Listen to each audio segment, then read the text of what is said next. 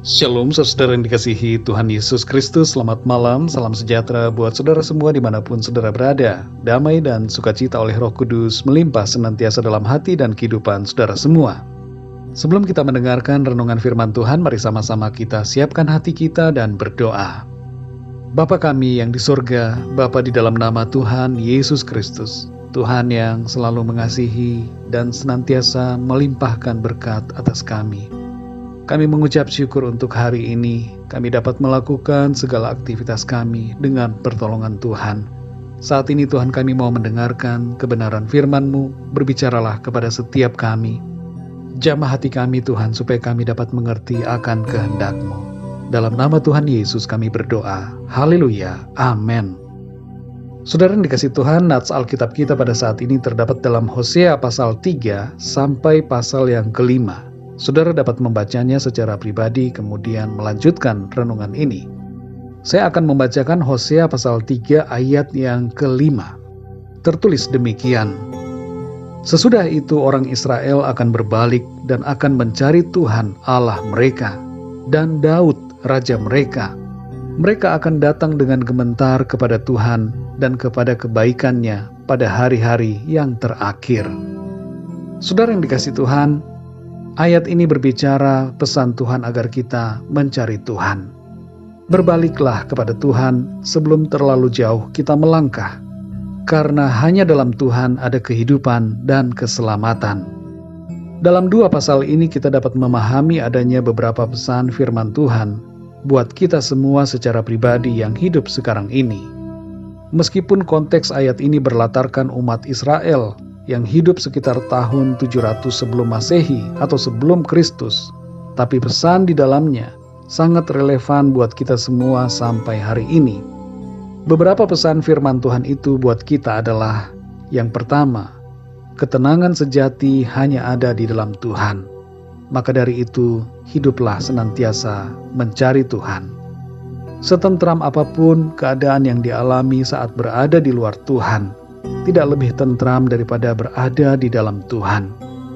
Mungkin terasa nyaman sekejap, tapi pada akhirnya akan disadari bahwa kenyamanan itu semu adanya. Karena kenyamanan dan ketenangan yang sejati hanya ada di dalam Tuhan Allah kita. Dalam Mazmur 62 ayat yang kedua tertulis, hanya dekat Allah saja aku tenang, daripadanyalah keselamatanku. Yang kedua, saudara, hiduplah dalam pertobatan. Tuhan menghendaki agar kita hidup dalam kebenaran, bukan hanya lewat ucapan bibir, tapi dalam sikap dan perbuatan kita setiap hari. Hiduplah dalam kesetiaan, kasih dan pengenalan akan Tuhan. Para pemimpin rohani hendaknya memberikan teladan dan pengajaran yang benar, dan setiap orang percaya hendaknya hidup dalam kehendak firman Tuhan. Dalam Matius 3 ayat yang ke-8 dikatakan, jadi hasilkanlah buah yang sesuai dengan pertobatan. Yang ketiga, saudara, tinggalkanlah dosa.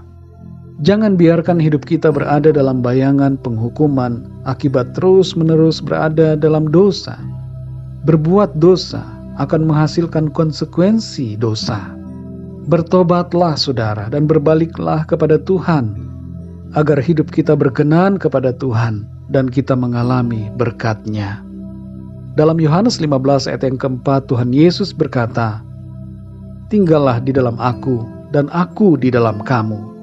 Sama seperti ranting tidak dapat berbuah dari dirinya sendiri kalau ia tidak tinggal pada pokok anggur. Demikian juga kamu tidak berbuah jikalau kamu tidak tinggal di dalam aku. Yang keempat, saudara, andalkan Tuhan selalu. Pertolongan yang sejati hanya ada di dalam Tuhan. Sia-sia kita mencari pertolongan di mana-mana, karena sesungguhnya pertolongan datangnya dari Tuhan. Jangan andalkan manusia, harta benda, berhala-berhala modern, maupun segala sesuatu yang lain. Andalkanlah Tuhan selalu dalam kehidupan kita. Dalam Mazmur 121 ayat 1-2 tertulis, aku melayangkan mataku ke gunung-gunung. Dari manakah akan datang pertolonganku?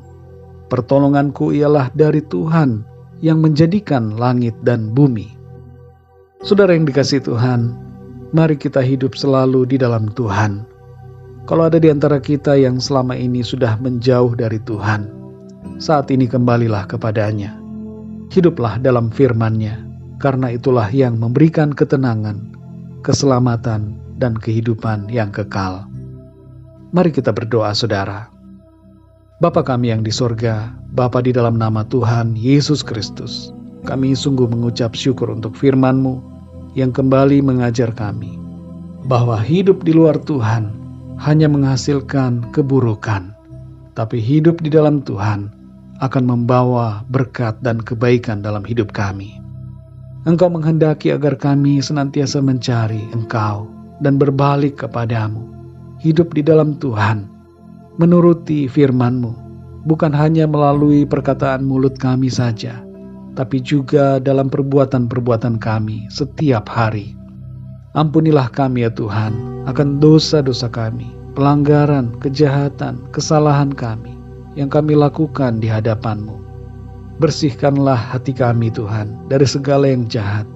Kuduskan hidup kami dan layakkan kami dengan kuasa darah-Mu. Kami mau hidup seturut dengan kehendak-Mu ya Tuhan. Kami menyadari bahwa di luar Engkau kami binasa. Keselamatan hanya ada di dalam-Mu. Dan bukan hanya keselamatan saja, tapi kehidupan kami mengalami ketenangan di dalam Tuhan. Terima kasih Tuhan untuk kebenaran firman-Mu. Berbicaralah terus kepada kami ya Roh Kudus. Berikan kami pengertian demi pengertian, untuk kami semakin mengenal Tuhan. Di malam hari ini kami mohon berkat perlindungan-Mu ya Tuhan.